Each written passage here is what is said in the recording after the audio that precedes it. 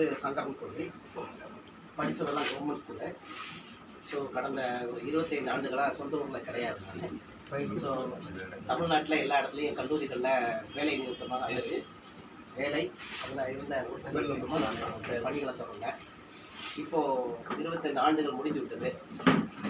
So மாணவர்கள் செய்கிற சேவையை மக்களுக்கு செய்யலான்னு ஒரு முடிவில் நான் இப்போது கடந்த ஒரு 3 மாதங்களுக்கு முன்பு வேலையெல்லாம் ரிசைன் பண்ணிவிட்டு ஸோ அரசியல் சைடு வரலாம் அப்படிங்கிற ஒரு எண்ணம். அதன் பேரில் அரசியலில் வரணும்னா சும்மா படிச்சிருந்தால் மட்டும் போதாது, சில கருத்துக்களை தெரிஞ்சுக்கணும் அப்படிங்கிறதுக்காக சில பேரோட புக்களை படிக்கலாம், சில தலைவரோட புக்களை எழுதலாம்னு இருக்கும்போது ஸோ முதல்ல நான் எடுத்துக்கிட்டது அம்பேத்கருடைய ஒரு புக் எடுத்தேன். அவருடைய புக்குகள் எல்லாத்தையும் படித்ததில் I inspire some of the instances and some of the, அதாவது சில விதமான அவருடைய சூழ்நிலைகள். வாழ்க்கையில் பல இழப்புகள் பல நன்மைகள்லாம் இருந்தாலும் கூட இந்த மாதிரி ஒரு இலக்கியம் சார்ந்த, பண்பாடு சார்ந்த, கலாச்சாரம் சார்ந்த ஒரு நிறுவனங்களை யாரும் பெரும்பாலும் செய்ய மாட்டார்கள். அதை இந்த அமைப்பு செய்கிறது என்றால் அந்த அமைப்புக்கு நாம் வந்து தோளோடு தோல் நீந்து அதற்கு கை கொடுக்க வேண்டும் என்பதிலே நான் உறுதியாக இருக்கிறேன். அதை நிச்சயமாக நம்ம சாதிக்கணும். நம்ம நிர்வாகிகள் தொடர் பார்வா, ஜீவர்கள், முயல் இவர்களெல்லாம் அர்ப்பணிப்பாக இதிலேயே செயல்படுகிறார்கள்.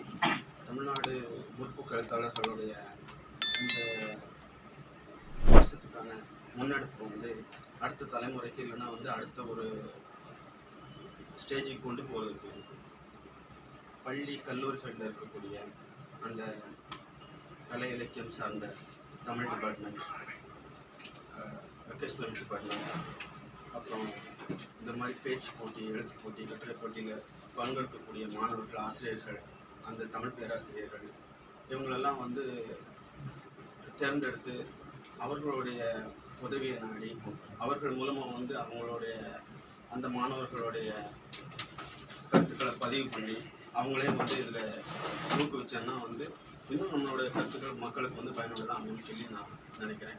நிறையா இந்த சமுதாயத்தை செய்யணுங்கும் போது குறிப்பாக இளைஞர்கள் தான் நம்ம இலக்கிய வட்டம் இதை ஸ்ட்ராங் பண்ணணும். அப்புறம் வந்து பிரபலங்களை கூட்டு வந்து ஒரு ப்ரோக்ராமாவது நல்ல ஒரு ப்ரோக்ராம் வச்சு ஒரு வெயிட்டாக நடத்திட்டோம்னா பின்னாடி நம்ம தேடி வர்றதுக்கான ஆட்கள் நிறையா கிடைப்பாங்க. அதனால் ஒரு ப்ரோக்ராம் ஒரு வெயிட்டாக நடத்துகிறோம். அது அண்ணன் சொன்ன மாதிரி இந்த கலை இரவு வந்து நமக்கு முற்போக்கு எழுத்தாளர் சங்கத்துக்குள்ள மெயின் ஆப்ஷன் இதே வந்து அந்த கலை இலக்கிய இரவு தான். நம்ம வந்து முழு இரவை கொண்டாடுறது தான் நம்மளோட ரொம்ப பெரிய இது. ஸோ அதை ஒரு ஒரு ஒரு மல்லுக்கட்டு மாரி நல்ல விஷயமா அதை நிறையா ஆட்களை கொண்டாட வச்சு செய்ய வைக்கணும். எனக்கு இந்த தமிழ்நாடு முற்போக்கு எழுத்தாளர் கலைஞர் சங்கம் வந்து அவ்வளோவா தெரியாது. சார் தான் இன்னைக்கு கூட்டப்போ இன்னைக்கு தெரிஞ்சும் தெரிஞ்சு முதல் கூட்டத்துக்கு நான் இப்போ தான் வந்திருக்கேன்.